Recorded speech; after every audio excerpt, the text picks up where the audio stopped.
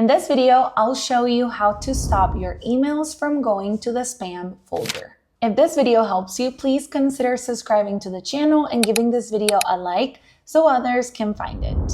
Open your Gmail account. You can do this on your phone or on your computer. Then you're going to click on More and select the spam folder. Here you're going to see all the spam emails that you have. Some of these emails you might have selected as a spam, but others were automatically flagged as spam from Gmail. If there's a specific sender that you want to receive on your inbox, what you're going to do is simply find an email from that person or that brand, and you will click on it.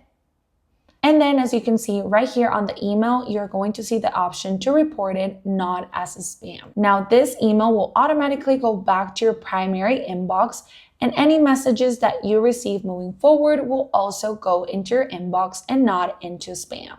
And it's that simple. Hope that helps.